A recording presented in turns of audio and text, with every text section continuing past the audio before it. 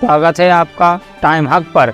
मैं आरिफ बेग, खबर अलीगढ़ से, जहां पहुंचे उत्तर प्रदेश अल्पसंख्यक आयोग के अध्यक्ष अशरफ सैफी ने यूसीसी का समर्थन किया। साथ ही यूसीसी के विरोध और हो रही राजनीति पर कहा कि समान नागरिक संहिता इस देश की तरक्की के लिए, खुशहाली के लिए, उन्नति के लिए बहुत ही आवश्यक है। उन्होंने कहा यूसीसी का जो लोग विरोध कर रहे हैं वह समान नागरिक संहिता का विरोध नहीं कर रहे हैं, वह मुसलमानों की तरक्की का विरोध कर रहे हैं, वह मुसलमानों की शिक्षा का विरोध कर रहे हैं, मुसलमानों को बराबरी का दर्जा देने का प्रयास करने वाले प्रधानमंत्री नरेंद्र मोदी और मुख्यमंत्री योगी आदित्यनाथ का विरोध है। यूनिफॉर्म सिविल कोड इस देश के लिए बहुत ज़रूरी है और अल्पसंख्यकों के कल्याण के लिए, उनकी तरक्की के लिए, उनके बच्चों को अच्छी शिक्षा मिले, उनको न्याय मिले।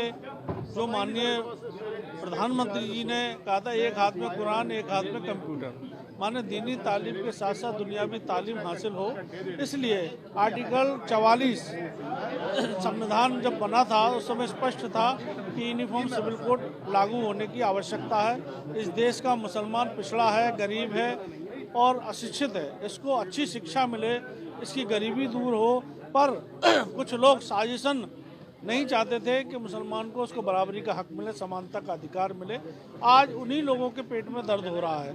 माननीय प्रधानमंत्री जी जो 9 वर्ष गरीब सुशासन कल्याण के जो 9 वर्ष हैं, उसमें बिना किसी भेदभाव के जो योजनाएं हैं, चाहे पक्के मकान की बात हो, आयुष्मान कार्ड की बात हो, उज्ज्वला योजना के अंदर मुफ्त गैस कनेक्शन की बात हो, मुफ्त राशन की बात हो, जितनी भी योजना, शौचालय की बात हो या जनधन योजना के तहत खाते खुलवाने की बात हो, जो अल्पसंख्यक गरीब था, मजदूर है, अपने पंचर जोड़ता है, लोहे का लकड़ी का काम करके अपने परिवार का पेट पालता है, आज 60 साल के बाद भी उसकी स्थिति वही की वही रही। तो माननीय 9 साल के अंदर माननीय प्रधानमंत्री जी ने जो बच्चों को शिक्षा की बात कही है, समानता का अधिकार की बात कही है, तो इससे मुसलमानों को फ़ायदा होने वाला है।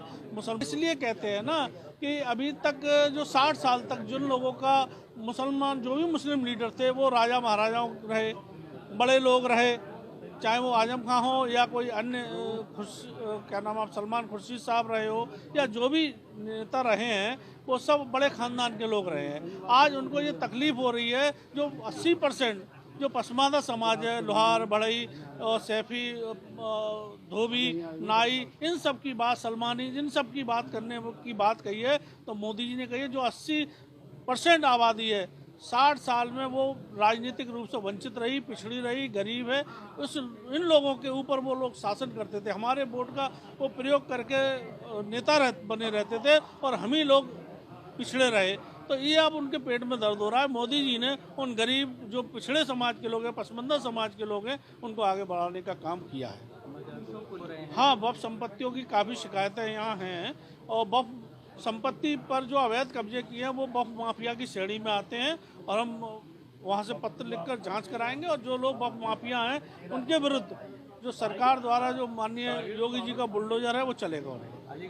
उन्होंने आगे यह भी कहा कि मुसलमान अभी तक वोट बैंक था, वोट बैंक की तरह वे लोग इस्तेमाल करते रहे थे। आज़ादी के 60 साल बाद भी सच्चर कमेटी की रिपोर्ट आती है और वह कांग्रेस सरकार में आती है, जो सरकार मुसलमानों के वोट से चली आई है, हमेशा मुसलमानों से मीठी मीठी बात करके वर्गलाती है और उसी प्रकार से यह कॉमन सिविल कोड का विरोध करके मुसलमानों को वर्गलाने का काम करते रहे हैं। उत्तर प्रदेश अल्पसंख्यक आयोग के अध्यक्ष ने कहा, मेरा सभी मुसलमान भाइयों से यह आग्रह है कि वह पहले इसका ड्राफ्ट तैयार होने दीजिए। कॉमन सिविल कोड में किसी प्रकार से कोई धार्मिक रूप से पाबंदी या छेड़छाड़ नहीं की जाएगी। रोज़ा, नमाज, हज, ज़कात है, जो भी आपके इस्लामिक रूप से इनकी प्रक्रिया करते रहे हैं, पूजा पद्धति जो भी है वह किसी समाज की भी हो सकती है, बराबर है और उस पर किसी भी प्रकार की छेड़छाड़ नहीं है। उन्होंने आगे कहा, प्रधानमंत्री नरेंद्र मोदी के 9 साल सेवा, सुशासन